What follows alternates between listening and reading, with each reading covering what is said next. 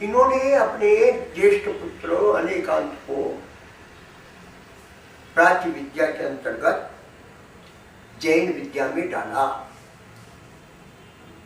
ये इस बात का एक बड़ा सुदृढ़ प्रमाण है कि जैन विद्या के मर्म का इन्होंने स्पर्श किया, उसके महत्व को पहचाना। ये केवल शब्द से कहने की बात नहीं है। अगर शब्द से ही कहने की बात होती तो ये कहते रहते मन से कि जैन विद्या बड़ी उत्तम है, पर अपने पुत्र को जो बहुत विपन्न है, हर विद्या के क्षेत्र में जाकर वो चमक सकता था। ऐसा नहीं था कि दूसरे विद्या के क्षेत्रों में जाने के वो योग्य ना हो। इसके बावजूद इन्होंने उसे जैन विद्या में इस तरह से डाला। उसने प्राकृत में एमए किया, जैन दर्शन में एमए किया, जैन दर्शन में अनुसंधान किया और उसे इस तरह तैयार किया।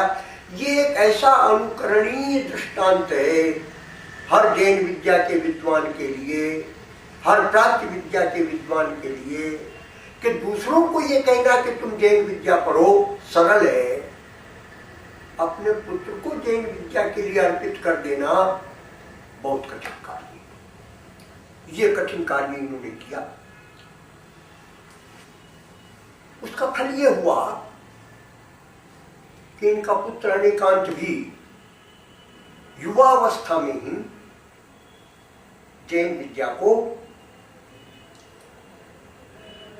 हृदयग्राही ढंग से समझ पाया और उसकी गति अबाध गति जैन विद्या में हो गई। वस्तुतः अपन देखें तो प्राच्य विद्याएं सारी की सारी परंपराओं से चलती थी। पिता से पुत्र के पास आती थी, पिता ही उस विद्या का गुरु हो जाता था। ब्राह्मण विद्याएं जितनी है वो सब इस तरह कुल परंपरा में चली। जैन विद्या इस तरह कुल परंपरा में चल सके, इसका उदाहरण बहुत कम उपलब्ध होता है, लेकिन इनके परिवार में ये उदाहरण प्रस्तुत हुआ। पूरा परिवार ही, इनकी पत्नी भी, इनका दूसरा पुत्र भी, इनकी पुत्री भी, घर में ही एक प्रकार से जैन विद्या का वातावरण पूरे में बना लिया इन्होंने। ये केंद्र में रहे और परिधि में पूरा परिवार जैन विद्या से जुड़ा।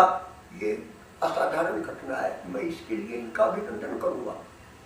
प्रसन्न वदन रहना, हंसमुख रहना, विनोद प्रियता और शास्त्रानुराग, तब भी इनकी प्रकृति में था, आज भी इनकी प्रकृति में है, भविष्य में भी है।